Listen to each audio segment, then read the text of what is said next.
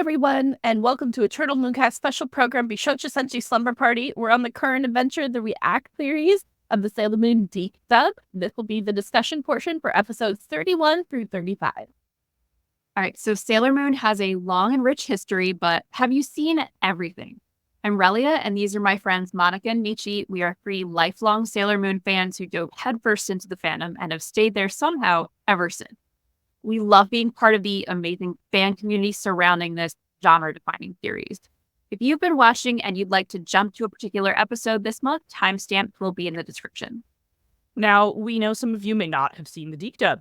If you want to watch along with us and enjoy our reactions, please join our Patreon and get in on the fun. It's free, so go ahead and enjoy it. The link is in the description below. All right, so this month, let's delve into discussing episodes 31 through 35. Monica and I have also watched them both in Japanese and English to try and give a little bit more commentary about them. So the Japanese episodes, I believe, if you're following along with that, are episodes 35 to 39. We summarize each episode, talking about them and sharing our thoughts with you. We're excited to share our favorite moments, what we loved, and everything else in between.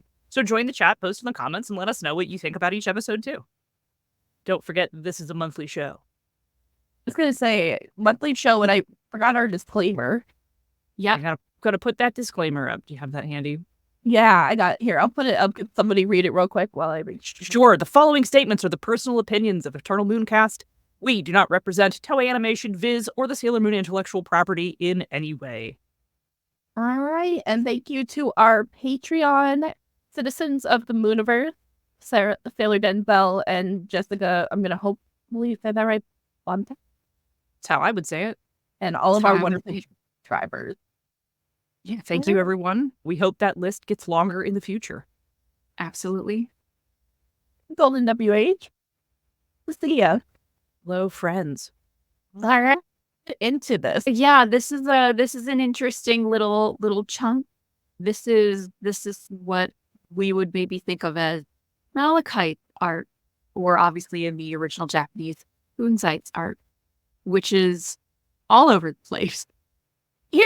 I remember it being so much more concise and cohesive somewhere in my dreams. I think the problem is that the pacing and focus ramps up so much as you move from Jedi's arc into Nephrite's arc, which is very focused and becomes all the more character driven, into Zoisite's arc, which is completely like moving the plot forward driven, so much happening. So that when you then go into Malachite's arc, it can feel, I think, a little bit uneven, even while theoretically his plans are some of the best, most focused ones. I think there's also something to be said that, like, Kunzite's arc really starts after the cool Starlight Tower episode, and that's such a high point of tension. And then, like, 2 episodes later, they're going skiing. Yep. That's spot on. It's got a tone problem. Yeah.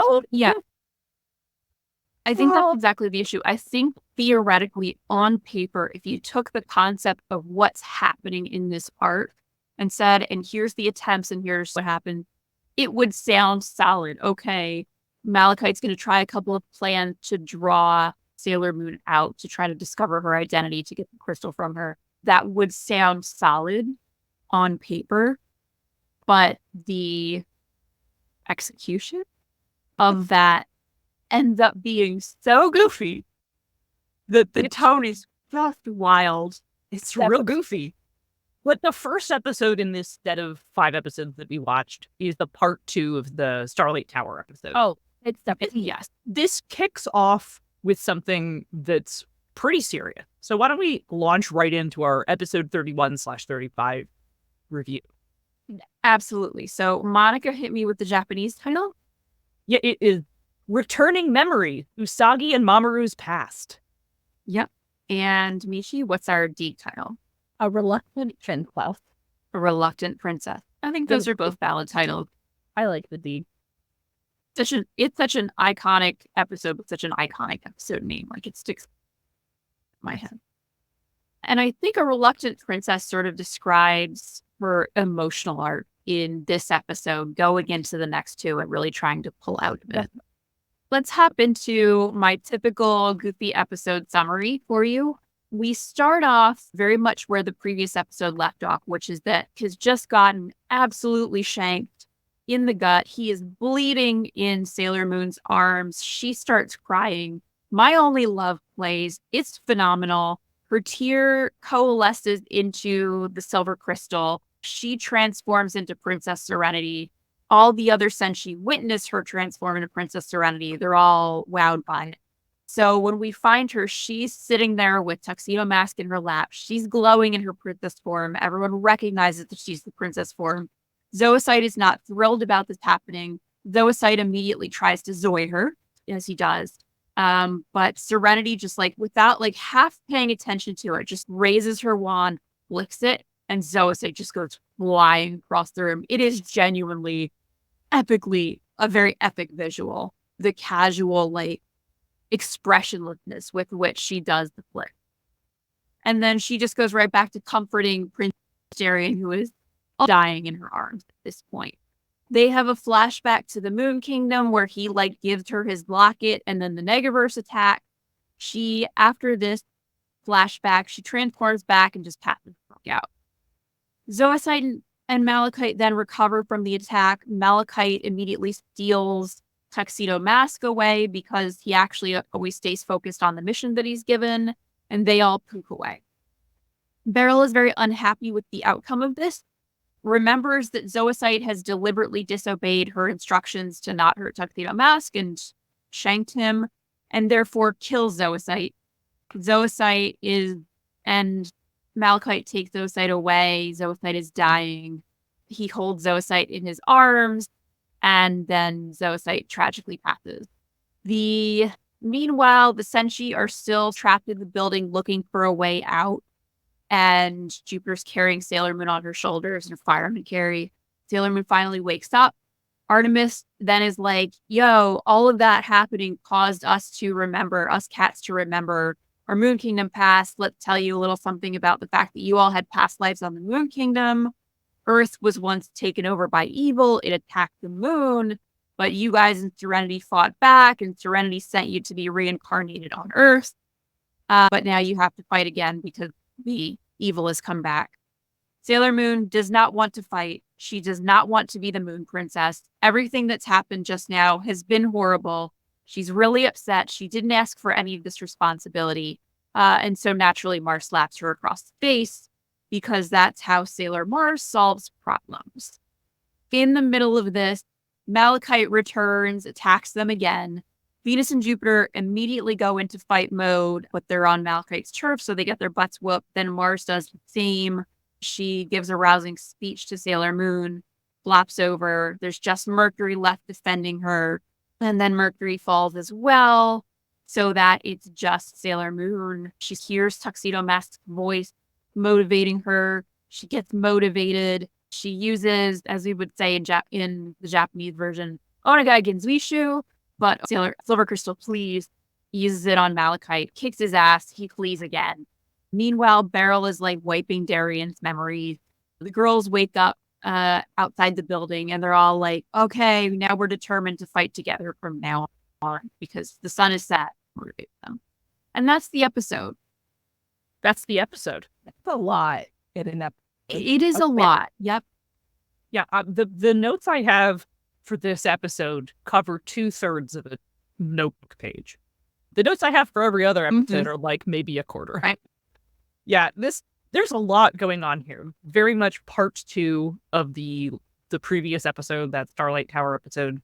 The actual title I had it written down. Crystal Clear Destiny / The Shining Silver Crystal, the Moon Princess appears, right? This is part 2. Really, this is the end of the Zoisite arc. Yeah. Huge. Yeah. So I think this is also a fairly faithful DiC episode, in as much as DiC episodes are faithful. I think some of the things that were cut are a little bit of the violence. I couldn't remember if Mars slaps the taste out of Usagi's mouth in the DiC dub. Or no, wait, they cut it. I think they do cut it. I think I cut it. I have a note. Yeah, I have a note that we did comment on Ray slapping her shit got cut at the. Yeah, it was very abrupt of a cut. Yeah. The DiC dub has, this is the episode with the very classic line, "Go bleach your roots, creep." Yes, which is so iconic. There were a bunch of other funny English moments. Malachite's incredible Canadian accent, I have a note about. Always. Yep. Obviously the iconic "Go bleach your roots, creep," which in Japanese she just said, "Take you on." Not nearly Good as "Go bleach your roots, creep," which is forever an iconic line. beautiful. Let's see. McQueen. Consistently throughout the Malachite will refer to Beryl as McQueen, which is incredible every time. He could easily say "my queen," and every time he specifically says McQueen, like McQueen. lady. Delightful. Some Amazing. other highlights of this English dub include Mercury. Someone said that, and pathetic. Let's see. So the DiC dub calls Darian's princely form just Prince Darian. Okay, I guess we're just going with literally the same name. Just Prince Darian, in the same way that she's just Princess Serena. Yeah. Not Heredity. Heredity. So obviously he's Endymion in Japanese. Clearly Western kids, too dumb for Greek myth. Yep. Yeah. Whoever made this decision has never met an American 8th grader. Seriously. Seriously. Not a nerdy 8th grade girl. Let's see. What else? Beryl making Kunzite have to deal with Zoisite after she's just like, die. Ice cold. Negaculture at its finest. Oh, big in the Japanese, that scene it's actually really sad, just the slight differences, because Beryl's like, "So Zoisite, you're prepared for the worst now, right?" And Malachite's like, "Please, I'll take responsibility for what happened." And she just shoots Zoisite and then says, "Malachite, deal with the body." Oh, damn. Or Kunzite, deal with the body. And so Kunzite then has to take away Zoisite, who is still dying. And then Zoisite then says, "I just want one thing before I die. I want to die in a beautiful way." So Kunzite turns the entire area around them into this field of flowers and cradles Zoisite to his half exposed bosom and holds him there. And Zoisite says that he's always loved him. Yeah. And then dies. Directly says that. This is obviously the thing that DiC does the most, is cut any gate from the show. So yeah, but in Japanese, Zoisite is of course a man and dies declaring his love for Kunzite, who loves him back. It's very sad. It's done so over the toply and yet so sad. As Mint said, Zoisite's death is very shoujo. Very shoujo. Yeah. Yes, extremely. Wait. And by the way, thank you, Golden WH, for subscribing. We appreciate you. Thank you for subscribing. Let's see. I was trying to catch some other differences. There's some raw as fuck lines there, like Zoisite saying, "I'm happy to die in your arms," and then telling him he loves him. It's very beautiful and sad and melodramatic and gay. Is most of that cut out for D? Yeah, almost that. Yes. Here's the fun part: is these two watch the Japanese version. I don't have time because I do a lot. Yeah, you do. I come in just with deep knowledge, so I've been happy go as Golden WH said, Americans do get a pretty sanitized version of Greek myth. That is to be fair, but editing out a reference to it doesn't seem. I'm not sure what the logic behind that is. This is where I'm going with that. What is the logic behind changing his name because you don't think the audience will understand a mythology reference? Yeah. Who knows? There's a lot more. The other really big difference between the two language versions, other than censorship, is the Japanese characters tend to be a lot more supportive of Daki. Artemis stands up for her over and over again. I actually hadn't noticed that until I watched it right before we started doing. Really? Yeah. Yeah, he does. He's she's trying her best. And Aww. he's he has this moment of why are you being so critical, basically, to Luna? I believe in her, basically, is what he says repeatedly. Yeah. He and Ami both are no, she's doing fine. Give her half a minute. Yeah. Oh, they stand up to Kunzite at the end of the episode, and Usagi's standing up to him, and he says, "So you're gonna plunge into hell on your own?" And I'm like, "Good God, Wow. some raw lines at the end of it." I also believe that the mention of reincarnation is exclusive to the Japanese version, Think that may be the case. Yeah. because I don't remember how they describe it in the DiC dub in particular.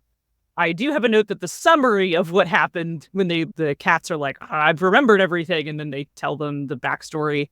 The DiC version is obviously modified to do the whole Negaverse thing instead of like the actual origin of the Dark Kingdom. Yeah. But it's still Yeah. pretty beat for beat, pretty accurate. But I don't think they talk about them being like reincarnated and like given a new lease on life. It's a version of that, but it's not that exactly. That was the ancient past, but this is the future. How are they connected? It is. Just deal with it. The Japanese version explicitly mentions them being reincarnated, and that Buns the First intentionally reincarnated them into their lives as they are right now so that they could be happy and normal. Yes. Which has so many implications because so many of them have dead parents and unhappy home life. Bun's Yeah. the real villain of the story. So that's just my opinion. She had her biases, let's say. She had her bias. Usagi has a great life. I don't know that I have too much more to say on this, other than that I enjoyed Ami's extra-dimensional space explanation in both languages. She has some really excellent technobabble in Japanese. Does. The other note that I have about this is that the scene with Kunzite confronting the Senshi again very much presages what we're going to get in the season finale, where you're seeing the girls each protecting Sailor Moon and going to bat for her, one by one getting picked off. And then as they fall, her getting this motivation to press on in order to save them, in order to save the friends who have tried to save her. They do each like collapse in front of her, and then they each have a like, "You can do it, Sailor Moon," over their like unconscious bodies. And that all flows into her, and she gets motivation, and then she uses Power of the Silver Crystal against Malachite. I do feel like this is very much setting the stage for what the season finale will be. Yes, now that we've talked about what is probably the heaviest episode of the set and like the last time we have tone, let's talk about the episode that really starts Kunzite / Malachite's arc as a hench. Let's talk about how he starts henching. Yeah. It's in the most stereotypical henchman way. Like I want to say again, all of his plans are focused, observant, and brilliant. None of them fail because of him. They're just also hilariously silly. Hit me with those episode titles. Let's get that Japanese title first.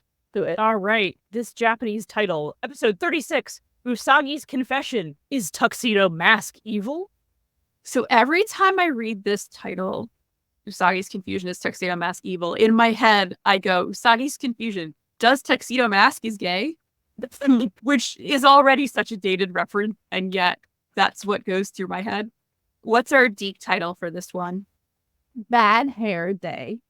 Bad Hair Day? Fair enough. Because it's so deep. Is that not like the most deep title? That is a classic DiC title. We pick up with this one, we see that Serena's been having nightmares about losing Darien. She's not happy. She's not having a great time. And Luna sees her having nightmares, and she's like worried about her. At school, Serena discovers that there's a new hair salon that's like giving out free haircuts to everybody, which sure is a business model. But Serena's like not too interested in it. She is genuinely busy being depressed. The other girls meet up because they're worried about Serena, and they feel like she needs to start getting it together. But Ray stands up for her and is like, actually, she's going through a lot right now. Like, her boyfriend just got stolen or whatever. And I understand that because he was also my boyfriend for a minute. But the cats both are like, yeah, but we still need her to get stronger, like ASAP. And Mina's like, maybe a more considered touch is needed here. So Mina goes to Serena's house and basically is going to give her like a day of pampering, a little makeover to make her feel better through their comforting presence, which is a lovely idea. Meanwhile, Beryl's like, hey, Malachite, your new assignment now is to discover Sailor Moon's identity. You need to get the silver crystal, so figure out her identity. He's like, that's fine. I've literally already got a plan in the works. I've recovered the strand of her hair from battle, and I'm going to use it. I'm going to analyze the hair of people till I find a DNA match. That will be Sailor Moon. We will catch her. We will kill her. We'll get the silver crystal. Again, this is a very focused plan. He's got a concept. He's going with it. The concept is, of course, an evil salon. So Mina and Usagi go to the salon that's giving out all of these free haircuts. And while there, every customer's hair is like being DNA checked in the big hair dryer machine that they have at salons. And Serena's like getting her hair scrubbed, and they're like, oh, Mina, why don't you get your hair, like, we get a hair treatment too. We'll shove you under the thing. And Mina's hair shows up with a DNA match, and they're like, oh my God, it's Sailor Moon. The hairstylist transforms into a Yoma and attacks Mina and is like, you're Sailor Moon. Give me the silver crystal. And Mina's, of course, like, what are you talking about? I'm so confused. She's like passing out. Sailor Moon, of course, henshins, fights the Yoma. Their fight is then interrupted by Tuxedo Mask, who tells Sailor Moon to hand over the silver crystal. This is obviously very surprising and concerning to her. But while that's happening, Mina powers up into Venus and calls the other Senshi. They all appear. They help fight. They purify the Yoma back into a human. Beryl summons Tuxedo Mask back because God forbid anything should happen to him. And Serena is like, this was all very concerning, but like, he's alive and that's great. And all I have to do is bring him back with the power of love. This will be fine. She's in a very optimistic / denial moment about what's going on. And that's the episode.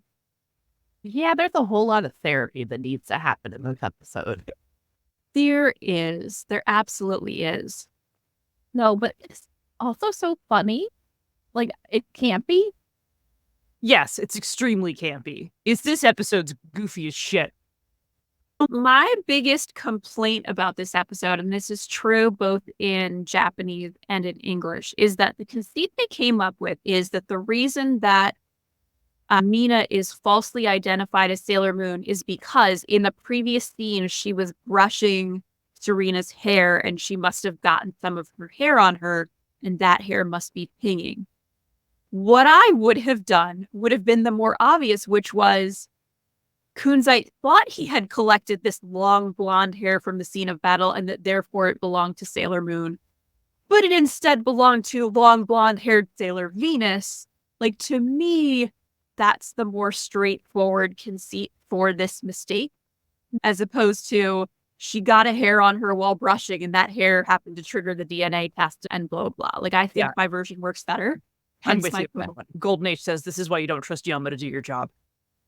It's 100% true. Although the Yoma was doing fine until Tuxedo Mask decided to interrupt and try to take the credit and the glory for himself. This also will be a repeat theme throughout the next episode. And basically that's one of the defining features of the Kunzite arc.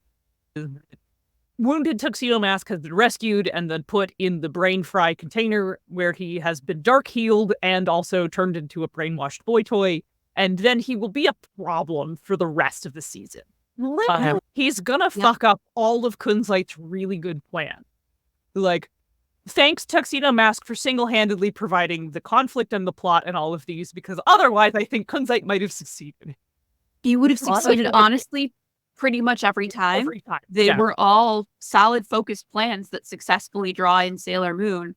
And every time they get fucked up because Tuxedo Mask just decides that he wants to do his own thing and screw Malachite's plan. And Beryl will let Tuxedo Mask do whatever he wants. Like when Zoisite went off script and was like, yeah, well, I'll kill Tuxedo Mask anyway because they want to. Beryl was like, okay, now you die. Malachite, get rid of the body. But Tuxedo Mask ruins everything left and right. And she's just like, yeah, but I'm going to marry that man. I can fix him. I can fix him. I think she wants to make him worse. Yeah, he's a problem. And then Min's also saying, meanwhile, the new girl who shampoos and sweeps up hair just clocks out and goes to therapy.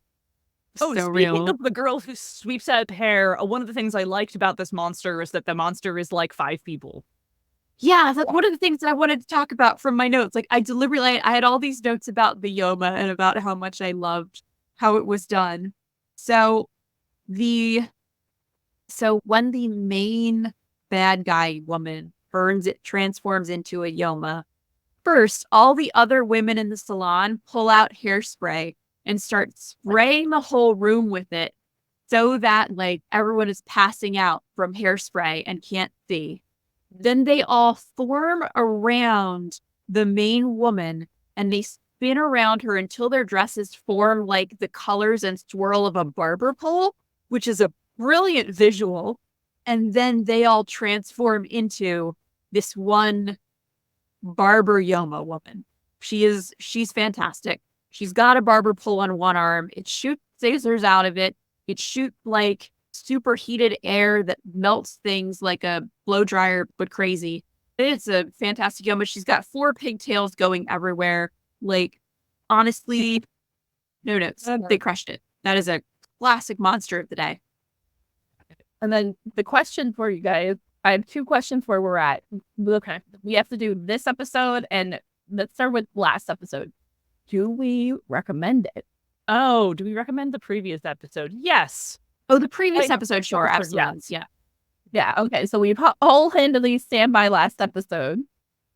This episode, We're not done with talking about it yet, but I think I know where we're going. Yeah. Oh, one other thing about this Yoma, when the Yoma gets healed, they all yell, shampoo, rinse, refresh. I made that note too. It's brilliant. It's brilliant. It's flawless. It is only outdone by Meow Fresh. yeah. That is the only thing that tops it.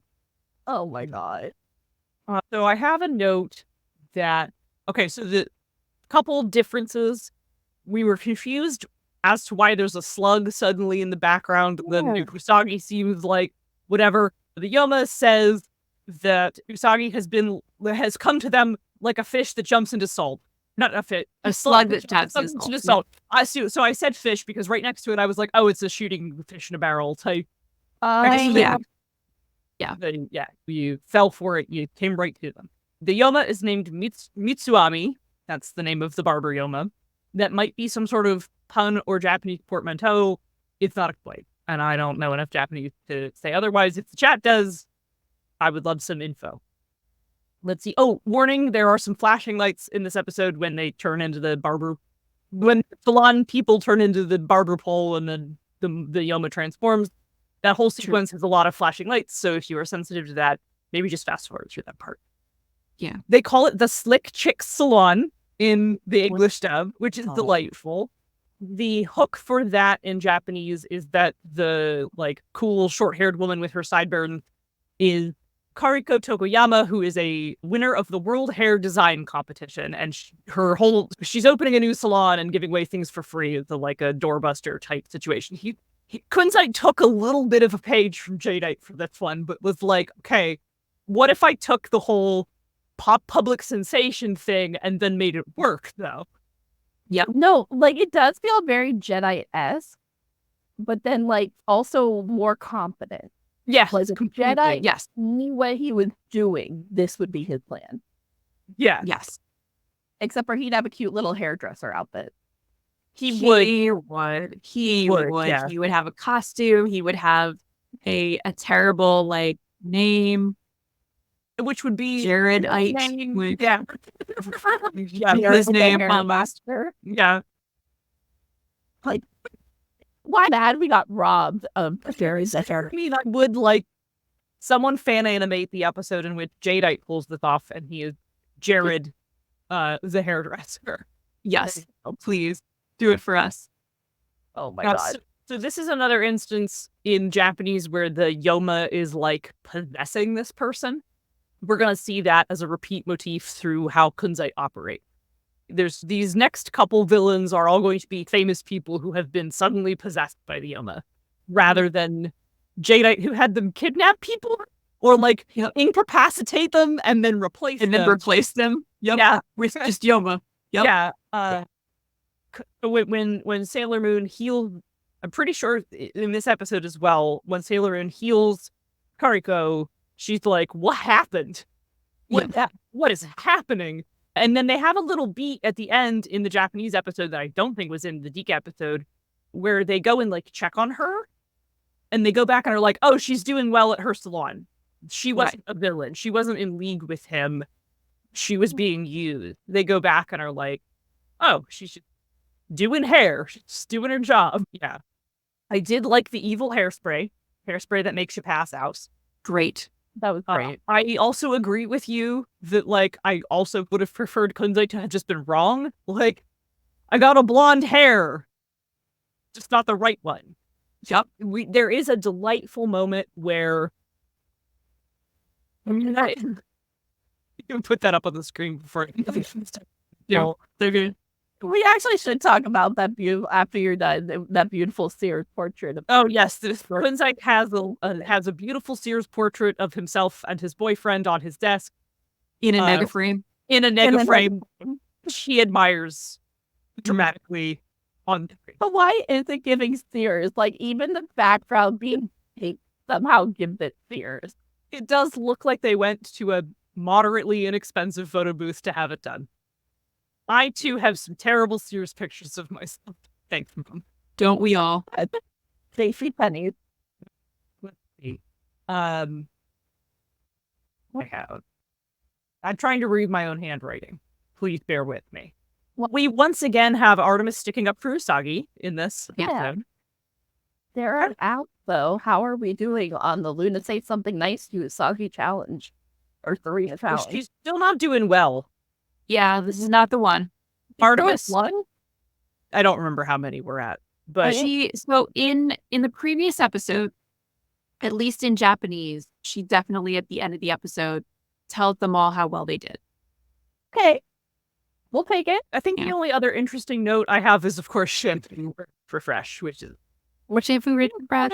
Yeah, so good. Yeah, So good. There's not a lot of substance in this episode. This episode is fun. So the interesting thing about this episode, in my opinion, is that this episode can be very much compared to a previous episode that I think did it better, which is that we had a previous episode where Molly was struggling with depression and everyone was worried about her. And this was the weird priest episode in the Rainbow Crystal arc. It starts off real sad, but like she's trying to pull herself together. She wants to go somewhere. She gets sidetracked, like talking to this priest, looking for comfort. This whole experience happens. Through this experience, she decides that like she had this chance to confront Zoocyte. She wants to move on. Like she comes out a little bit stronger, feeling a little bit better for it. Like, and I think that amazingly, the weird priest episode executes on that emotional movement so much better than this episode executes on Serena's emotional movement, even though it starts out solid. I like the scene where the girls are talking about where she's having nightmares and then the girls are worrying about her and how she's depressed. And then Mina's like, look, I may not know her the best of everybody, but let me give this a try, girl to girl, like gives her that pampering. Like, I feel like it starts out in such a strong place. And then there's too much that they're trying to do in the episode and they just chuck it out the window. I think that's a very fair assessment of the episode. Yeah, don't have a whole lot more to add. I think the last really thing of note that I have to say is that the Japanese leans a little bit more into Usagi doesn't want to inherit the weight of her past life. She's that's not me. I'm Usagi. I'm not Princess Serenity. Like, she wants to be a princess because she's a cute 14-year-old girl. But she also is like, but I don't want to do this. I don't want to be thrust into this. I mean, she doesn't want the thing of all these other people feeling that they should be dying for her. That's the thing that specifically makes her very uncomfortable. Yeah, she's not into it. She doesn't want any of this. It's a little late to be rejecting the call to adventure, baby. This is episode 32 or 36. she's a little late on that. But this is an important emotional moment for her. And I can't remember what she's sleep talking about in the DiC dub, but it's not, I don't want to be the moon princess. No, Right. it's something really silly. I think like eating donuts. Or Yeah, like, she's like, I want a Big Mac and fries. Or some yeah, shit. like Yeah. Yeah. She's dreaming about food or not wanting to do her homework. But in Japanese, she's explicitly like, I don't want this to happen. I don't want to be the moon. And then that's what makes Luna go to the command center and have that cute moment where the screen malfunctions and she discovers this Artemis and then she's romantic. oh, I'm sorry. And you think she's going to this sage person for advice, and then it's hard. Like, Yeah, she's in there like in front of a console wearing a headset with a bunch of empty tuna cans next to him. yeah, Which is hilarious. Yeah, we get that scene in the next episode. It's so good. So good. no. And then real quick, Mint brings up, I love Boys Light so much. Whenever Kunzite shows up, he's like, Kunzite is here. Did everyone see my boyfriend? Oh my god. Look, their love rises above negaculture. Yeah, I think that's for them. Oh, that is true. Yeah, because like they actually do have a cute relationship, and they actually care. Like they cared enough to go to Sears. They did care enough to go to Sears, and these are people who don't ever take off their uniform. They went to Sears in their uniforms. They did. They really did. I love this little like flickering effect. I'm at my villa, but I'm also astral projecting. Sorry about that. No problem. I was gonna say you're in Haruka and Michiru's condo. Yeah, I'm just living my best Haruka Right. life here in their condo. They're letting me crash for the weekend. I'm house sitting. I love that for you. I shifted into the Sailor Moon universe and I'm house sitting for Haruka and Michiru. Honestly, add more that so teal and much. navy. I would totally buy it. On the other, it's on the other side of the It's room. on the I can see it. But the camera can't. So let's move on to the next episode, which is another episode. Yeah, Yeah, it sure is. All right, so Japanese title? the Japanese title is Let's Become a Princess, Usagi's Bizarre Training. Sure is. And DiC title? Little Miss Manners. Little Miss Manners. Honestly, good title. Good title. It's a good title. Adorable. All right, on the way to school, Serena and Molly like run into these girls who are on their way into something called the Princess Seminar, which is hosted by Countess Rose, which teaches girls to be refined. This is a finishing school, basically. Ass is like daydreaming about dancing with tuxedo masks. She's like dressed in her princessy outfit from way back in the beginning of the season. And she's daydreaming that like Miss Harn is yelling at her and that she's like, you mustn't yell at the princess, have her beheaded. And then like she wakes up and Miss Hart is like, you forgot your homework, get out in the hall. Luna comes out and yells at her. Meanwhile, Beryl is like, all right, Darian, now that you're a full-fledged member of the Negaverse, I want you to help Malachite. Darian's like, no, I'm not doing that. And Malachite's like, I don't want him to do that anyway. And Darian's like, good, because you suck. And Malachite's like, no, because you suck. And Beryl's like, okay, that's fine. Malachite, go continue with your mission. Luna, meanwhile, is still concerned about Serena not taking up her responsibility, struggling with things. She logs back into Central Command to try to get help.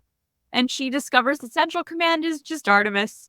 And she's like, how come you never told me you were Central Command? And he's like, oh, you never asked. And it's like, obviously the real answer is because he thought he was being real cool. And he liked that she treated him like he was cool.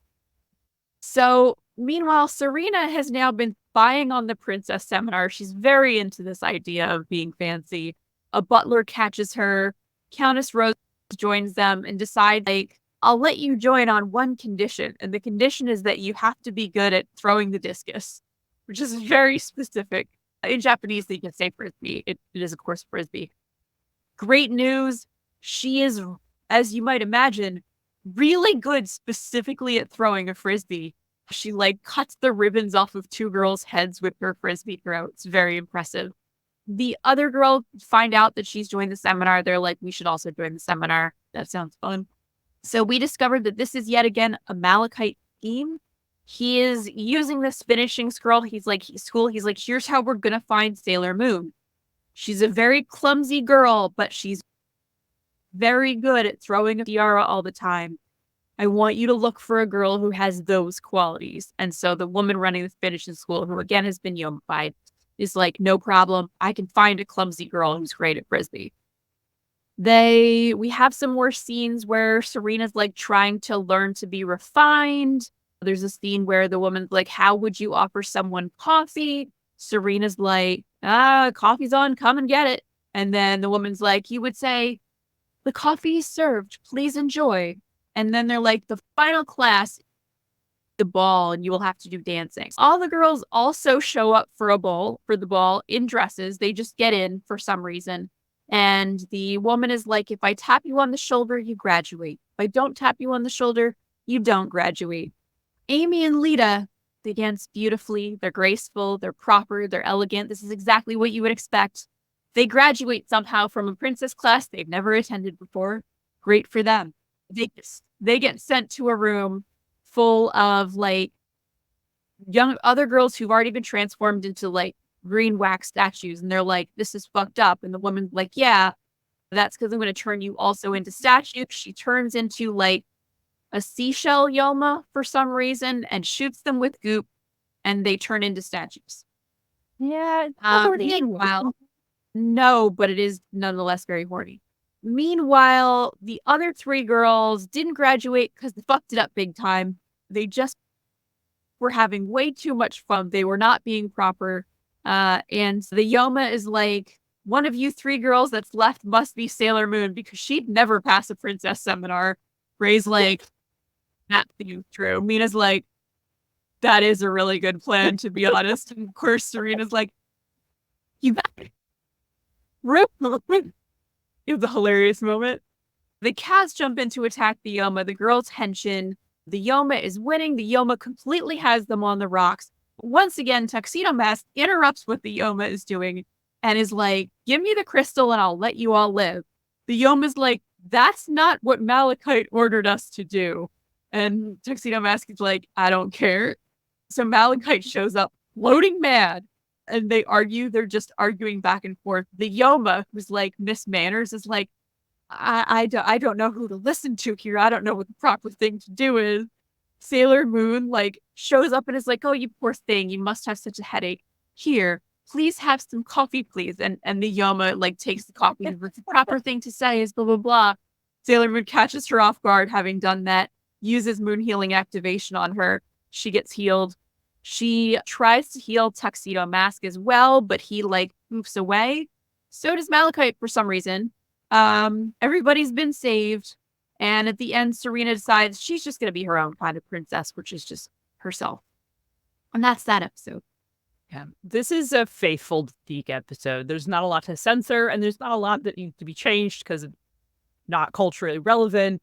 No one's boobs are out. No one gets wounded in a slightly graphic way. Like, this is pretty much the same episode in English and Japanese, with some differences being that the DiC dub repeatedly censors coffee.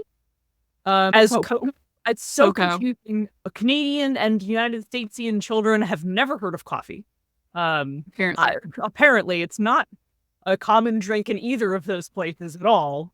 No. And I don't know if maybe there was I have to wonder if the DiC, like people who were creating the DiC dub were assuming that the audience for Sailor Moon was much younger than its actual target audience. Like, I would say the Sailor Moon target audience by default is like middle schoolers and high schoolers. So like 13 to 18, right? Yeah. Mm-hmm. And like, I understand maybe not wanting to promote caffeine if you think your audience is 8, but like it frequently censors itself because it seems like it's aiming itself towards kids who are like 6 to 10 instead of middle schoolers. And I'm like, middle schoolers know what coffee is. Or high schoolers, like they're you would imagine the audience is the same age as the characters who are middle schoolers and high schoolers. There's a good moment, and I was expecting it to pay off, and then it doesn't, where when the Yoma and Kunzite are plotting about how they're going to catch Sailor Moon, and of course the whole thing is setting her up to fail. They know she sucks, and she's never going to be able to pass this class, and that's how they're going to catch her. And the Japanese does explicitly call out that they've turned people into wax dolls that are like oyster goop turns people into wax. Don't ask me how that works. Dark magic, whatever. But yeah. Yeah. Where in one of the lessons, her name is Countess Rose in both versions. And she reads a weird poem, and it's the same poem in both versions. She's English enough, that was okay. We can read an obscure poem in a manners episode, but we can't call him Endymion. That's too confusing. Yep. She's like, you have to practice your speaking and how to address people with grace or whatever. And Usagi offers, like, how would you offer a guest coffee? And Usagi says it in a far too formal way. And she's like, you don't have to do that. You can just be like, please have some coffee. You can be normal about it. So that's interestingly one of the few things that is different between Japanese and the DiC versions. In the Japanese version, that and earlier, as you just mentioned with the poem, when she's in the tree spying on them in the poetry reading, Usagi in Japanese goes, oh, that was a very lovely verse. Like she likes the poem. I don't believe that's a thing that happens in DiC. And then the coffee serving thing is specifically played in a very opposite way in DiC versus in Japanese. In Japanese, she's trying too hard to be refined. Right. She's like, please, would you possibly like to partake of some coffee, please? May you please? Like she's trying so hard. And the lady's like, coffee doesn't have to be so formal. You can just say, would you like some coffee? In the DiC version, she says like, Coco's on, come get it. It's like, it's still cheerful and friendly, but it's too informal. And so in the DiC version, she's being too informal and is told she needs to be more formal. And then later in the episode, she does it in the correct way that she was taught. But so I thought it was interesting that they were like, no, it would be funnier if she's stupid in the not trying hard enough way than in the trying too hard way. So I thought it was an interesting change that they made. I like the trying too hard way where she's like, oh, I'll be the most princessy princess. And Max is here. He is here. Love him. And unfortunately for thee. Hello to your cat buddy. Yeah, say hi to Phil. Oops, okay. No, he'd like to look out the window. He would like me to put him over there, but I'm not going to. But so at the end of the episode, when she offers the Yoma a cup of coffee, she says it in a little bit too formal way again. And I was really hoping that there would be a connection between the two where the Yoma has a moment of recognizing that that person was Sailor Moon and the whole time, like she's Usagi, like put the 2 and 2 together between the person who was too formal about coffee and the person who offers her coffee at the end just in time to get healed. Yep. I thought that would have been really funny, but that doesn't really happen. Yes. You went down? Okay. Goodbye. And then to go over a couple of the comments, Mint said, we need a 90s sitcom about living in the Dark Kingdom. Yes, we do. We genuinely do. It would be so good. Can you imagine the generals in the style of Friends? Oh my God.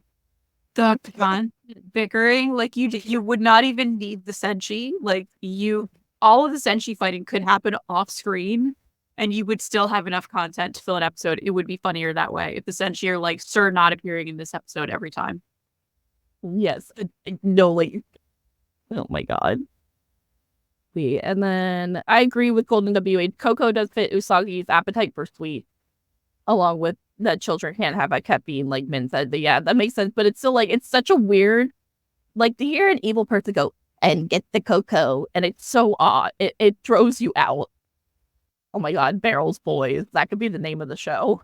Barrel's Boys. Barrel's Boys. Barrel's Boys. So real. I love that. Also, in the DiC dub, they refer to the frisbee as discuses. In Japanese, they just fucking call it a frisbee. Just call it a frisbee. I suspect it is because the word frisbee is actually a copyrighted term. Or trademarked or whatever. It's protected by copyright or it's protected intellectual property in Canada and the US in the way it would. It's probably like Kleenex. Yeah. That makes sense.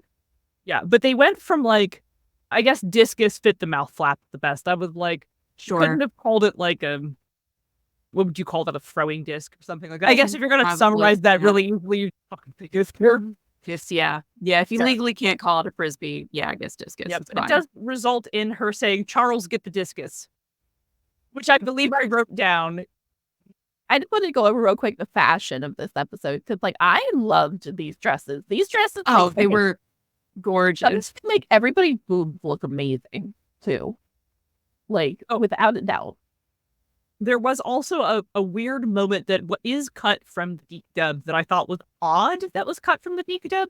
Usagi doesn't do her homework, and she gets punished by being sent to the hall, which I guess is the common Japanese punishment, and that scene is cut completely. Really? She still gives Miss Homeroom some trouble, who is called actually Miss Haruna in English. She mouths off to the teacher and she gets yelled at. But then the whole part where she has to stand in the hall and feel bad about herself, which she doesn't feel bad about herself. She goes and stands in the hall and is cool. I don't have to go to class anymore. No, for real. And by the way, though, I also think this is one of the coolest designs of the villain. Yeah, this is a real good monster design. Yeah, like, is this absolutely one where goop comes out of her boobs? Yes. But also, is it a good design? It's awesome. I don't know why seashells are her theme, but it is a cool design. Skirt is really pretty. You can't see it there, but it's like, it looks like water. I like that he has his own branded can. Like, Mina doesn't want him. Yeah, I think that's about it. Oh, and then there's Prince Darien. Prince Darien. There's also a moment where they're like, Usagi wants to go to the princess school and Luna is going to send her there. And Artemis is kind of like, what's wrong with her? Like, he's like, what's wrong with her that you feel like she needs to be corrected? And then Luna has this moment of like, she's not proper and blah, blah, blah, blah. And he's, what's wrong with that? Yeah, Mina too. It's actually lovely for Mina as well. She's like, why can't she just be the kind of princess that she is? Yeah. It is really nice because at the end of the episode, Usagi says, I've decided I'm going to be my own kind of princess. And so even though she wasn't there for that conversation, it's nice to see that theme coming through. This is, again, an episode where if Tuxedo Mask hadn't fucked it up, Malachite had another solid plan. Now, is it a goofy plan to be like, we're looking for a girl who really wants to be a princess, but is shitty at everything except for Frisbee? Do that. Insane, but a very on point plan, which 100% was working. 100% was working. They had her. And then Tuxedo Mask came and fucked it all up. And he gets away with it because Beryl wants that D. That is literally truly what happens. The monster is named Polite Society. Yes. Love it. Her name is Shakokai, which may also be a pun. I'm not sure what it is. Sure. There may be a pun also with the seashells. Oh, that may very well be a pun. A lot of times, like how with the hawk boxer priest. Some sort of pun. A lot of the time when the monster design is a little bit bizarre to the English viewer, it is almost always a Japanese pun. A visual pun of. You and I had a moment, just as a hint for people who want to go watch the reaction show, we had a long talk being very old about the joke in the English title. Yeah, that was funny. So if you would like to go, I'm not going to explain the joke. Go ahead and go watch us react on Patreon to see what we're talking about. For a whole long moment where we explain the joke in the DiC dub title. And then Sailor Denzel brought up the sheer skirt of the monster. It's like, yes, sir. But like, this monster it's really pretty. with fire. Yeah, it was so good. That in a little bit. Can you just... I'll edit in a better picture. Okay, cool. Okay, I didn't get it to work for us right now. And then, but I agree, Sailor Denzel, chef kiss, no notes. And then he doesn't stand for dirt. They just let Usagi in sight unseen with this dumb little test where she could throw the frisbee, right? Yeah. For the frisbee. So I presume the other girls who have a moment at the shrine where they're like, we want to go, we want to play too.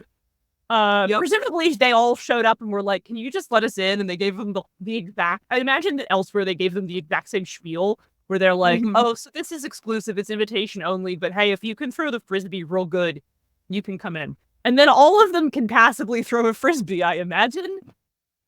Charles gave them the discus and they went for it. D stands for discus. So I also remember this episode vividly from my youth. Yeah. I caught this on reruns a lot. We queued it up and I was like, oh, it's this episode. I remember those dresses, those white dresses so well. All right. Episode 34. What an episode. It sure is an episode. What is the point of it? Is that any better? Slightly, yeah. Yeah, you're not peeking. Now? You're much better now. Okay. Yeah, you were. Yeah. What is the point of this episode? Like, genuinely, except for cute outfits, which I get. I get where you're going. Oh, I don't think we're recommending either of the 2 previous episodes, by the way. I'm definitely not recommending any of the 2 previous episodes. I feel like with this episode, they just felt like they needed to fill out a group of each of the other Senshi get mistaken as the potential moon princess that these are going to turn out to be, because we had Venus already. And then I guess theoretically in the last episode, maybe that was supposed to be the Mercury one, though they also had Lita past the princess seminar. I don't know. This is the Mars one, and then we're going to have the Jupiter one. So this sure is an episode. It contains all the parts of an episode. That is the thing you can say about it. Let's hit those titles. Yeah, the Japanese title is The Snow. What did I scribble this down? Like The Snow, Maiden's Friends, and the Monster. I think it's The Snow, the Mountains, Friendship, and Monsters. That's the word. Like, I was cramming for this exam like real bad, and I definitely watched these last 2 episodes on 2 times speed. It's 15. I watch all the Japanese episodes. I was just like, oh, but it's. Then as soon as I wrote that, I was like, oh, also my job to read off the Japanese titles. So good luck, sucker. Got you, boo. The mountain. Yeah, but also like maidens being in the title of a Sailor Moon episode didn't seem off.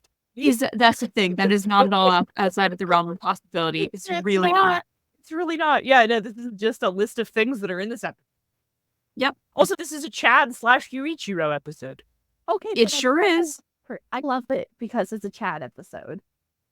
Because I love Chad. It's because it's a Chad episode. It's different in DiC versus in Japanese. Because again, their take on Yuichiro is completely different versus Chad. What's our DiC episode? Ski Bunny Blues. Ski Bunny Blues. All right, it's another. We had 3 blues titles by now, or just 2? There's been a bunch of blues. Follies and things they're really Follies and blues. Yeah, they love blues and follies. All right, we start right in with the hilarious conceit for this episode, which is that there's a ski resort that's having a moon princess contest. Not just a princess contest, but specifically a moon princess contest. Why skiing of all things? Who knows? But that's what Malachite's going with. The girls all agree that they're going to tell Luna and Artemis that they want to go to the ski resort to train. I love that every single one of them is on board with this idea where they're just like, we'll just tell the cats that this is for training. And Chad offers to let them, in Japanese, Yuichiro offers to let them stay in his family's resort because his family is loaded and has a place like right there. So Malachite is describing the plan to Beryl, and he's just like, they're going to fall for this dumb plan too. And then Prince Darien is there, and he's like, you're underestimating them. All your plans have failed because you keep underestimating the Sailor Scout. Malachite's like, nope, that is false. So meanwhile, we see that Luna and Artemis are just at home. They don't care. They're not questioning whether this is training. They're just enjoying the kotatsu. They're just hunched on it, napping and very warm. They clearly are checked out. Good for them. Meanwhile, back at the ski resort, the girls are now all enjoying the bunny slopes, having a nice little gentle ski. Then Ray and Chad come in, like zooming in all talented. And they're like, let's go on the harder slopes. And they're like, we're okay here. And Chad's like, Dorita, you're going to have to go to the harder slopes to be in the contest. She doesn't want to, but she's doing it because she wants to be the moon princess for the contest, not the real moon princess. She doesn't want to do that. They get up there. There's like probably hundreds of women and some men competing to be the moon princess. They all start down in their race. The evil ski instructor like sabotages the course, dramatically injuring people until only Ray and Serena are left. Ray is capably skiing. Serena is desperately careening down the mountain, completely out of control. Chad is nearby. He hears a sound that he thinks is an avalanche, and he's like, I have to go help Ray. Off he goes. The Yoma has successfully pinned them into like a snow tunnel that's probably about 30 or 40 feet high. But Chad comes to protect them. He like tunnels through the snow to reach them, but gets run over by the snow by a giant snowball. They don't even notice that it happened. They're still going. And then walls come up and surround them. They're now stuck in this little pocket. Ray's like trying to climb out, which is a terrible idea.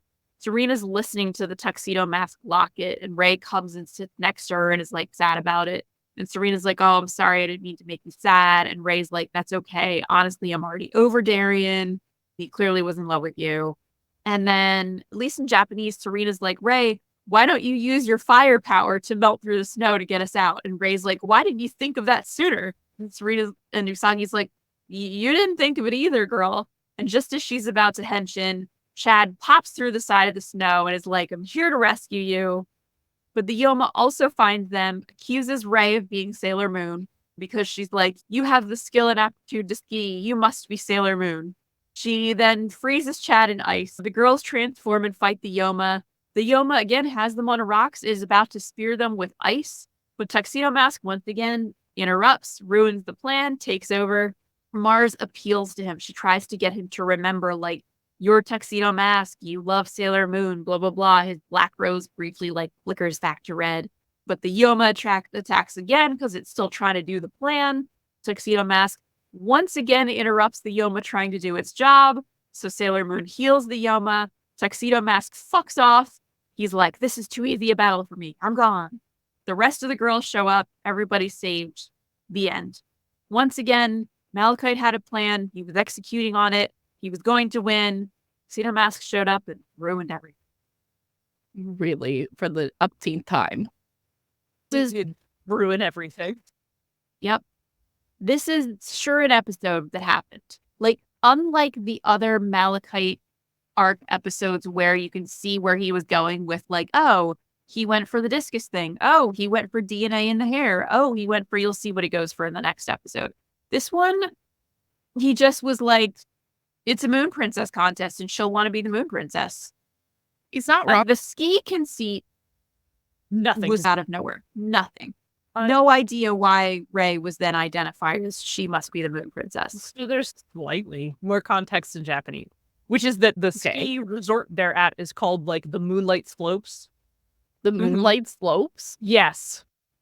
Oh my god. Yep. That's what it's called. Mhm. And that the Yoma possessing the woman, that woman, I think I wrote, did I write her name? Saiko Yamamoto is her name. And she's the winner of the last Moon Princess ski contest. Okay. Mhm.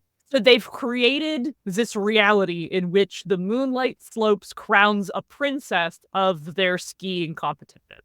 And like Interesting. Ray imagines herself wearing a little sash, like Moon Princess of the Slope, or whatever, right? Oh like, my god. like Ray clearly knows she's not the Moon Princess at this point. We all know who the fuck that is. So it's clear in at least Japanese that Ray just wants to win the award. Like, Yeah. yeah, She she just wants just to win the she ski just wants contest. to win the ski contest. I think it's the differences between Chad and Yuichiro in this episode are pretty interesting. He specifically calls out that like his family has this as their winter home and they're in Switzerland right now. And then Ray's like, so if you're super fucking rich, so if your family is this well off, why are you working at the shrine? And he's like, to better myself, to become, fine. Nope. About him. But the child is like, I'm gonna earn my own way. And I'm like, you go. Like, power to you. Yeah, then he Mhm. proceeds to attempt to defend her from the Yoma the entire time in a adorable comedy of errors. He eats so much shit in this episode. He gets hit by a big snowball. He gets frozen. He tunnels through the snow to find them and interrupts them from transforming. Yeah, he's having a hard time, but he does get a smooch from Ray at He's the end. doing his best, yeah. Doing it. Yeah. The monster in English is named Blizzard, the word. Yep. In Japanese, she's Blizzar. With no No big. B. Yep. Okay. There's a bunch of bits where Usagi is like, young women should not let their tummies get cold. I'm like, yep, fair, all right. Girl, wear a Okay. your tummy's not out, but okay. Yep. Gotta have that warm core. Yep. That's important. It is important. Let's see. I also really like Kunzite, just like, they are straight up like, this is not going to work. And he's like, yes, it is, because they are stupid. Yep. He's not right. Is he not right? The thing is that he is correct, and that everyone else is like, you're dumb for doing this. And he's like, no, I'm not. They are going to show up. They are that level of stupid, and it is going to work out. He's correct. He is correct. He is correct. Still and he's also correct when Prince Endymion is like, all your plans have failed. And he's like, no, you're the reason my plans failed. Yup. Well, exactly. 100% right on that. Yeah, even in Japanese, Darian's like, your fatal mistake is that you underestimate them. And I'm like, no, it's not. No, it's not. Nope. The thing that keeps ruining his plans is you, my guy. It's you every time. Literally. Yeah, it was very much like previous episode. This is also a faithful recreation of the episode. There's not a lot to censor. There isn't a ton of cultural context. And there isn't anything like overtly horny. Right. Yeah, it's pretty straightforward. You see that. His thing is the Yoma. Yes. Perfect. We gotta go back because we gotta talk about snowman titties. Let's show us. Yeah, we sure do. Her yelling little crotch snowman titties. and her crotch with a Very angry crotch. Like that's a whole new. That's a whole. And like they have expression. No, you sure do. Oh my god, it's so goofy. I know that like maybe the snowman boobs are supposed to be sexy, but it's so dumb that it becomes sexless to me. Like, yes, it's the principle of like, this thing is trying to be horny so hard that it becomes banal. Like, it really does though. It's one of those. I guess one of the big differences is the conversation Rei and Usagi have. Oh, I'm fading in and out of reality. You are. You're teleporting. You are. Golden says, if a girl's tummy gets cold, she turns into snow titties. Oh my god. Golden. That's the real reason you got to keep the tum warm. Yeah. And also I love Mint saying Beryl just wants Darian to check out her slopes. Her slopes. Fair. That's true. It is true. So true. So Rei gets all fired up trying to climb up the slope and in kind of out of the little snow hole that they're in. And in Japanese, she does this like 3 or 4 times. It keeps falling into a pile of snow and then does it over and over again. And I think that's cut down in DiC, which is fine. It is. Not funny more than once. And then Usagi is like, can you just chill for a second? And Rei is like, no, if I don't succeed, I'm not being a woman. And okay. She's like, someone else will win this contest. Yeah, she's got her priorities real straight there. I think really the biggest key difference, other than the portrayal of Chad's character versus Yukishiro's character, but both of them have rich parents. The way they put Chad, because he comes off as like, he actually cares, and he's trying to really be a better person.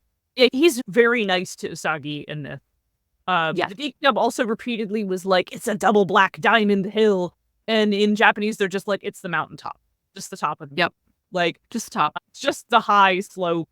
We had some commentary on how repeatedly referring to it as the most dangerous kind of ski slope that there is changes the concept of happening. It really does. In Japanese, the woman, even though she's an evil Yoma who's lying to them, explicitly says this is completely not dangerous at all. Everybody goes. And then she, of course, does harm them all. But presumably they all expect this to be an undangerous but long ski slope. Yeah, it's presumably like set up for people who are not professional grade skiers. Yeah, if you want to hear us talking about how the DiC dub referring to this as a double black diamond totally changes the context of the episode, I once again strongly advise you to go listen to our reactions on Patreon. They're and check them out. They are free. They cost you no dollars to enjoy. Yes, unless you want to enjoy a way to watch early. the DiC dub yourself. Yeah. And if you want it early, you can give us some dollars. Sure. Yes. I'm still just sorry. The astral connection, very good. Oh, how to go? Okay. Let's be fighting a yo-yo. Yeah. I have to tell them to put a couple more minutes into the astral projection meter, or I'm not going to be able to. What's going to happen is that in anymore. a minute, you're going to flicker out, and it's just going to be Max with some cans of tuna, and that's Do we recommend this episode or not? Absolutely. no. Funny fashion and the filler is fire. Yeah, beautiful animation, great fashion. And obviously, if you're a Chad/Yuichiro fan, like, go for it. Watch this episode. It certainly has him in it. Certainly has him in. But it also certainly is an episode. It's a lot. And I don't think there's any fun trivia. There's been like no fun trivia or anything, any of these episodes. Yeah, I think for me, probably the most relevant moment in this episode is Sailor Mars confronting Tuxedo Mask and psychologically getting to him a little bit. Yeah. This is the first time that we truly see him start to crack and start to blatantly come up with excuses to not fight the Senshi.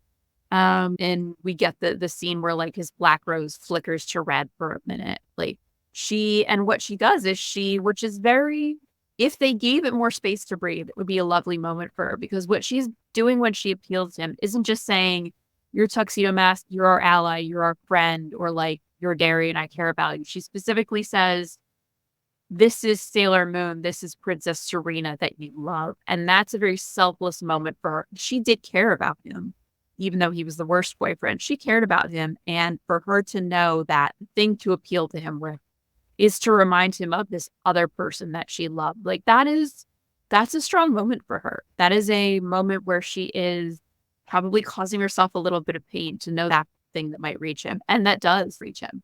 But again, is not given any space to breathe, as is typical with a lot of the, like, there's so many things in this set of episodes that could have been these little grace notes if they had really let them flourish within the episode, the way that the Molly arc got to flourish a little bit. Yeah, for sure. Yes.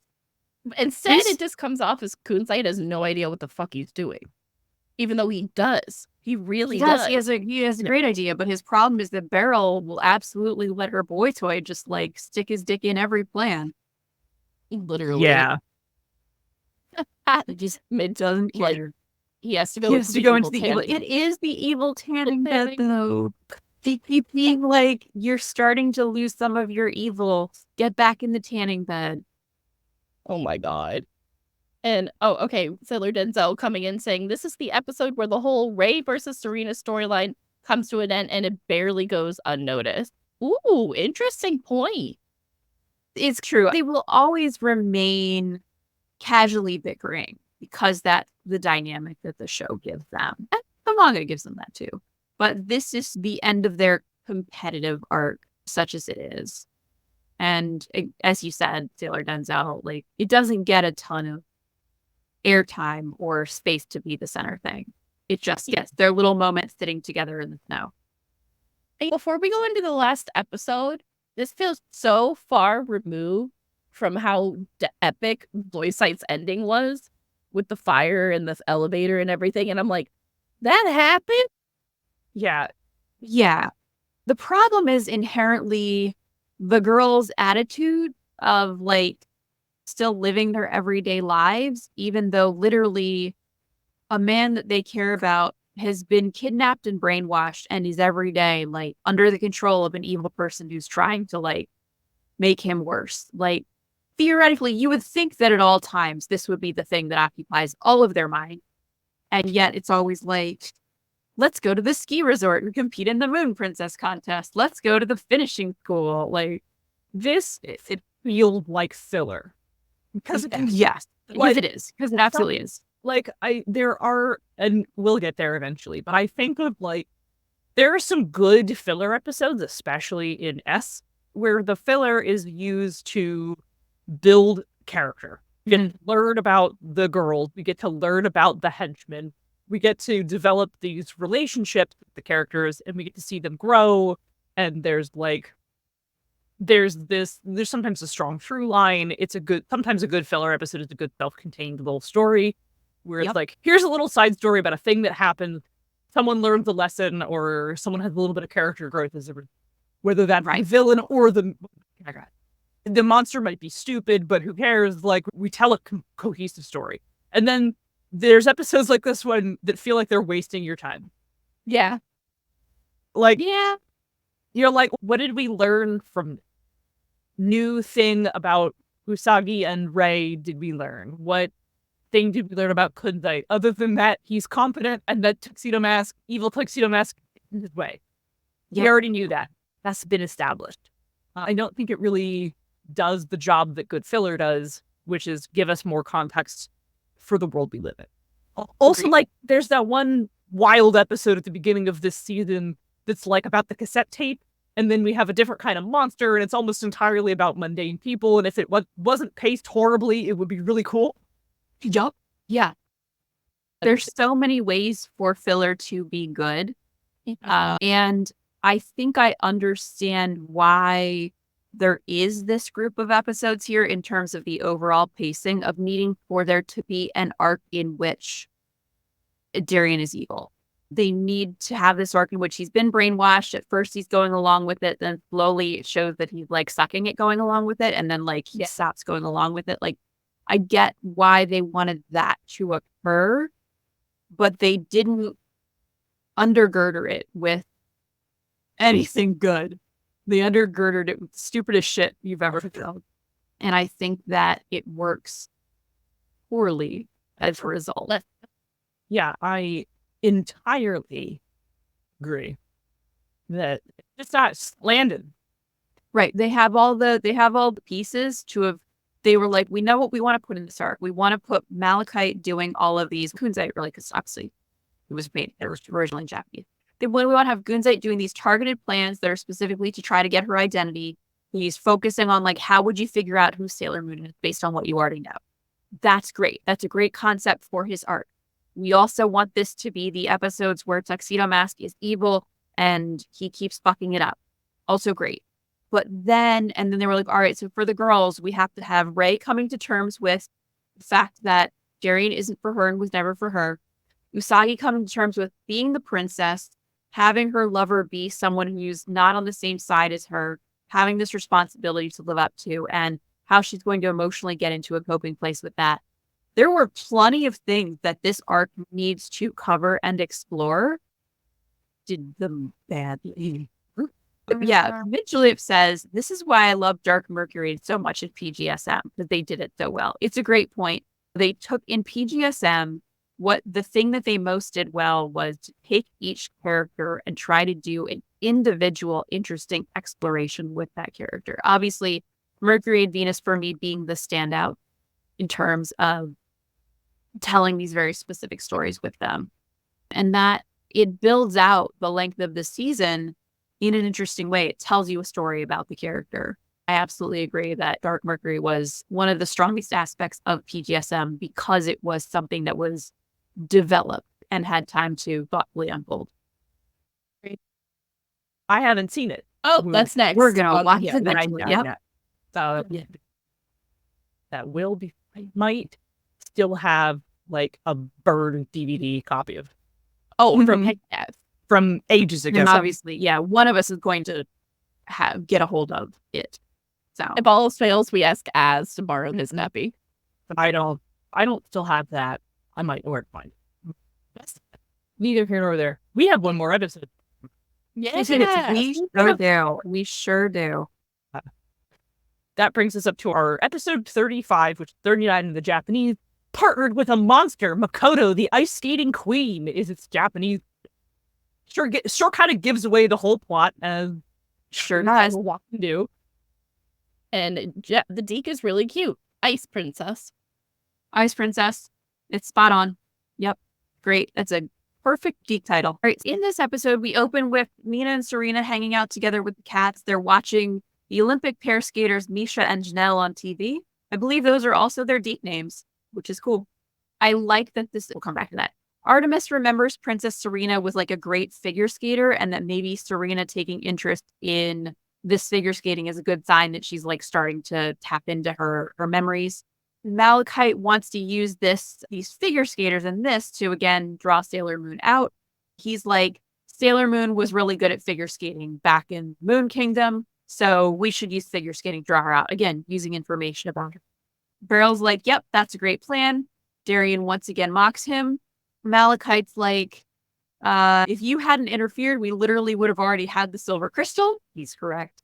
We cut back to Misha and Janelle. They're practicing. They get into an argument. Malachite interrupts and recruits them to be evil. So we discover that there's a contest going on to give away free skating lessons. And obviously Mina and Serena really wanted to go. The other girls are like, yeah, but why are we there? And they're like, because groups of 5 get in free. The girls go in. They're all wearing super cute skating outfits.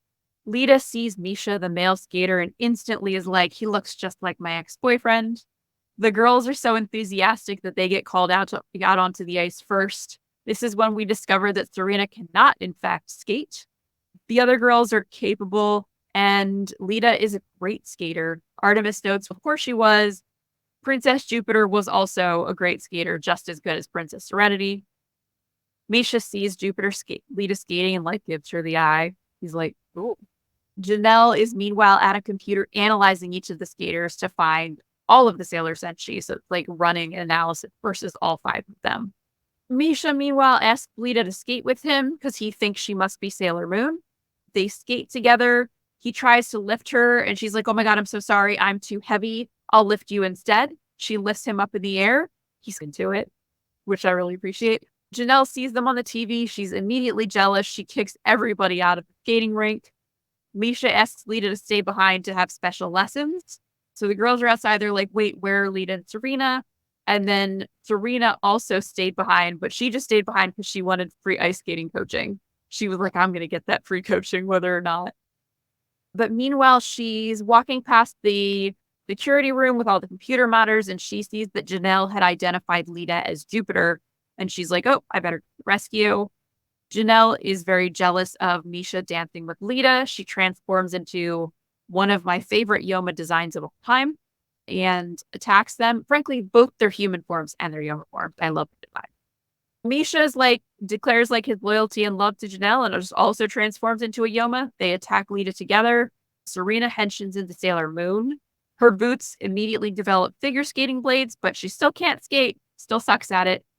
Darien shows up as Tuxedo Mask. He helps her, once again interfering. They skate together. Sailor Moon learns to skate while dodging attacks. Sailor Jupiter joins the fray. The other girls show up. Malachite shows up and is so pissed that Endymion has fucked up again. He turns on the freezer to kill them all, including Tuxedo Mask, which is so valid of him. But Tuxedo Mask attacks the evil freezing orb that's freezing them, rescuing everybody. Sailor Moon heals the skaters. Tuxedo Mask is already gone. And then they're like, oh, Lita, we're so sorry that you were talking about Misha, but she immediately is already fixating on another guy who's walked past her, who also reminds her of her ex-boyfriend. So she's completely cheered up. And that's the episode. She's fine. That is the episode. Yep. Why do I remember this one so much from my childhood, though? I also remember this one so much from my childhood. This is the same. Yeah. This is one of the ones that sticks in the memory. Yeah. Their names in Japanese are Janelin and Misha. Yeah. Yeah. Janelle is a more common name. I suppose there are people more in the world. anglicized. Yeah. I guess there's probably someone in the world named Janelin. Janelin, Yeah. sound off in the comments. Let us know you're real. Yeah, that is Right. But Janelle was a very 90s name. It sure was. It worked fine. It really was. I know. Of Kunzite's plan, this one's the worst. So bad. It's more directed than the last one, where the last one we have no idea why he felt that this Moon Princess contest was the thing to draw them out. This one, at least, he was going on information again, but the plan wasn't. I think part of it is also. Oh, go ahead. Oh, I was just going to point out that the last one, he's banking on their very real stupidity. And they're not, I want to say stupidity. That's unfair and maybe a little dismissive of teenage girl. He's banking on them being teenage girls who are excited about being princesses and want to win a contest, right? Playing to their very real humanity. Here, he's she was a figure skater in her past life, so clearly she will be a figure skater now. Even though he knows from the princess episode that she's a klutz and is not very good at like doing athletic stuff. Yes. It in fact is the reason that Janelle like falsely eliminates Serena as a potential Sailor Moon. She's like, no, this girl is way too clumsy. She can't be Sailor Moon. She doesn't even analyze her. So I do think that this is a directed plan. And he's like, again, I'm going to go on information that I have about Sailor Moon, which was that she used to love figure skating. And I like that although they never call attention to it, the other part of the plan is I'm going to specifically seek out groups of 5. Because they did this thing where you get in free if you have a group of 5, which is extremely random, obviously, unless you consider it in the terms of a nega plan, where he was like, all right, well, I'll try to get all 5 Sailor Scouts. We'll have this group of 5. They'll come. He's correct, but it is otherwise a funky little plan on his part. And again, once again, ruined by Tuxedo Mask. Let's see. I have a note here.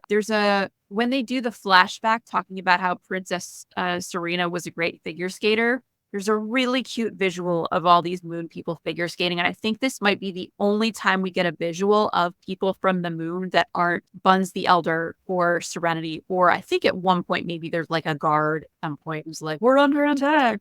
Yeah. I think this is the only time we see moon citizens.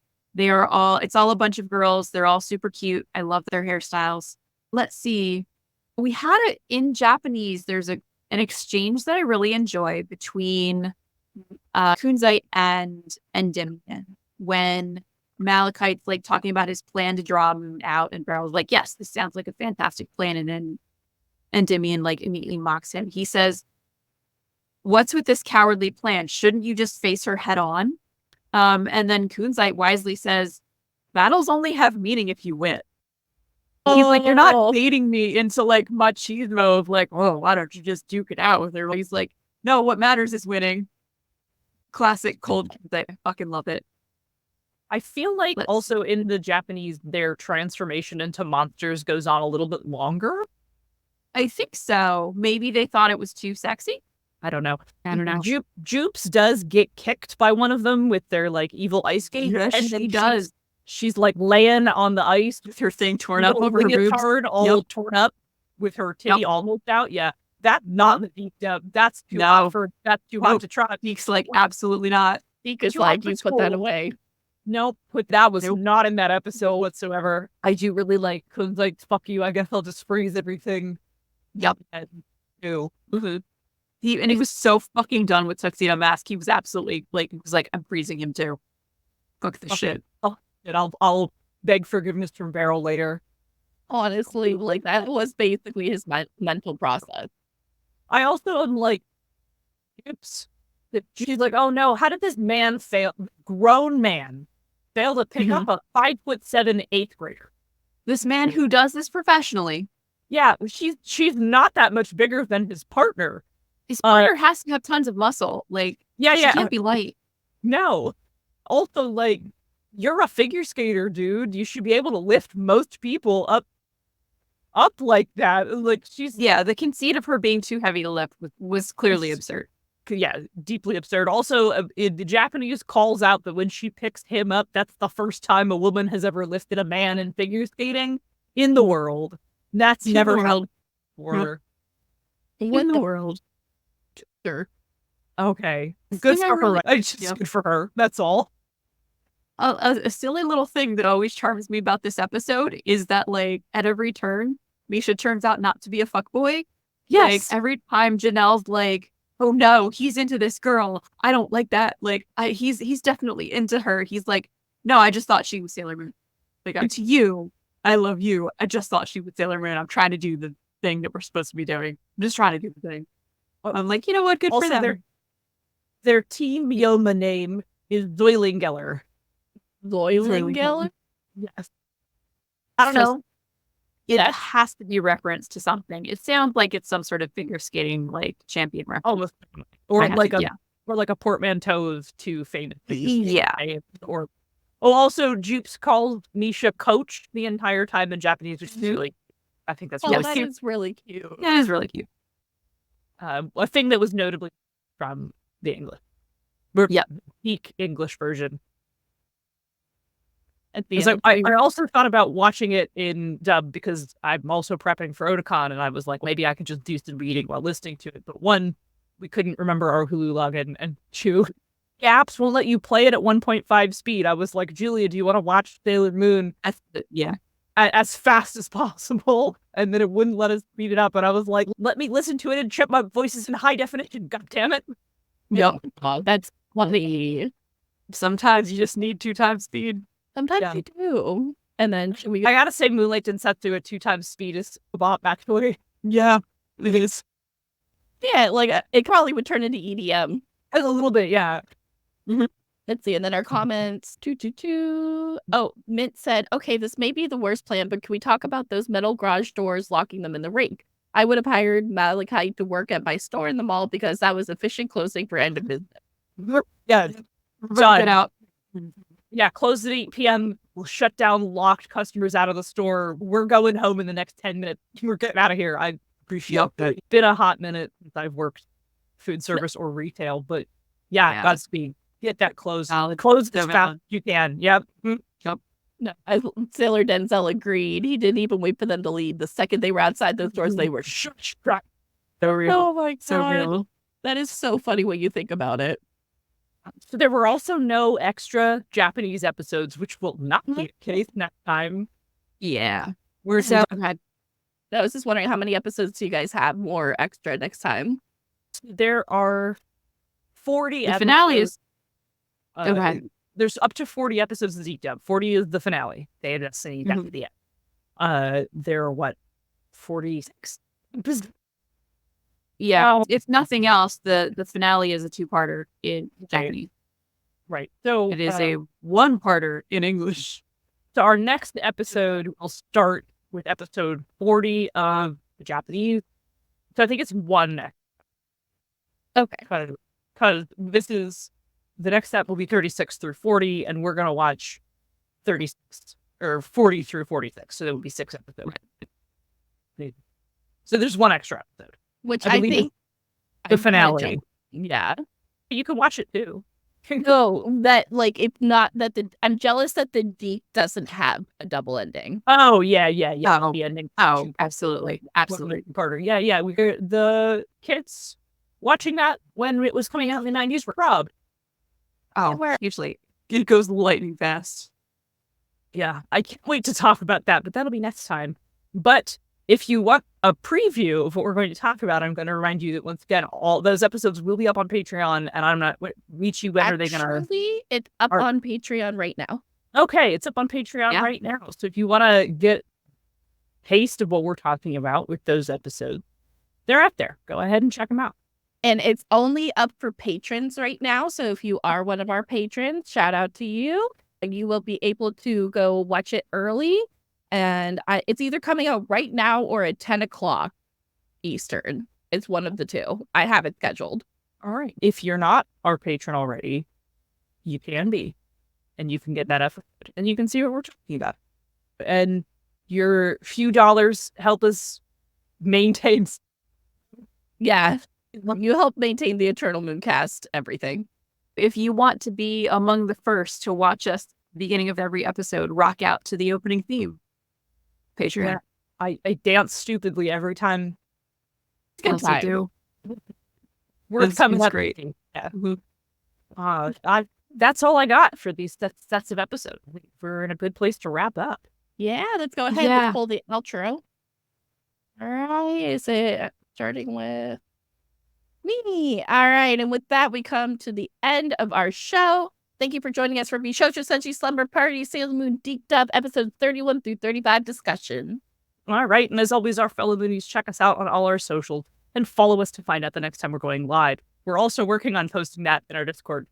We're starting to do that.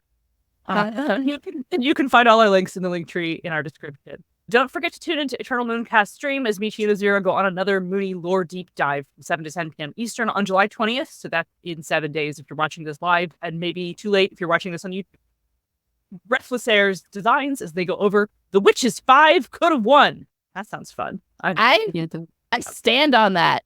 Okay. I'm interested in that. I may have to come join you. That sounds It sounds really all interesting. right. But I've been your co-host, Monica, and if you want to know what I'm up to and interested in, feel free to follow me at Dice-Wizard on Tumblr and Blue Sky. Sometimes it's Sailor Moon, but often it isn't. I actually reblog Revolutionary Girly Tennis stuff a lot. Yeah.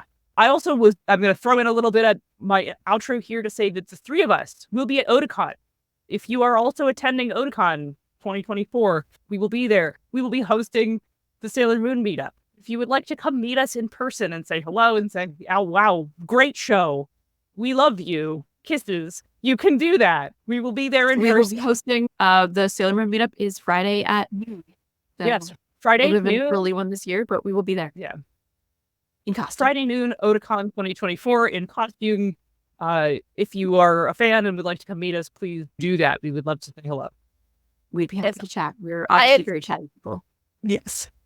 No, I actually did have somebody come up to me at Hallmat who watches the show, and it was really exciting to get to meet fans. Oh, that's awesome. That's so Yeah. cool. Great. All right. I have been your co-host, Relia. If you like what I do and you want to follow me on social media, you can find my most active socials popping up on the screen below. If you want to follow my cosplay adventures, you can find me on Instagram at Relia Lacademon. Or if you want to follow my artwork, I'm on Twitter at Shazari, on Tumblr at Art Crystals, and on Blue Sky as Relia. Thanks, as always, for supporting the show, and stay tuned for next month. We will be going live for our next Slumber Party on August 17th. Let's also talk about our exciting extra bonus reaction. Yes. Yep. So we have something special coming for you next month, and that's because we are celebrating We are celebrating some of the benchmarks that we have reached, and so we're going to do a big stream that combines both our Eternal Mooncast main cast as well as the Slumber Party cast here. We will all be getting together to do a big reaction to Sailor Moon Cosmos, the movie, and that's going to be available starting August 23rd. And then the reaction discussion will be on August 30th, and that's a Friday. Yep. We hope that you will all come out on that Friday, watch the five of us get together and scream at each other about everything we loved, everything that we're fascinated by, and all of our reactions to the double Cosmos movie that is finally coming on Netflix. Yes, we're so excited. Finally, August 22nd. We're almost there. All right. And as always, I have been your host, Michi. You can find my personal socials at MEW21, _cosplay. I'm also streaming gaming and K-pop on Sundays. The current game is Persona 3 Reload, and that'll be from 12 to 2 tomorrow Eastern. And then the K-pop feature tomorrow is an Espa Marathon. For our parent show, Eternal Mooncast, you can find previous episodes of our show up on YouTube. This episode will be coming out not this Monday, but the Monday after at 7 p.m. Eastern. We appreciate any likes, comments, follows, or however you'd like to support our show in your own way. As a quick reminder, these have all just been our personal opinions, and we celebrate all respectful Mooney opinions here. And other than that, thanks everybody in the comments for all your awesome contributions, and everybody have a good night. You were cracking us up tonight, chat. Yeah, chat, you were great.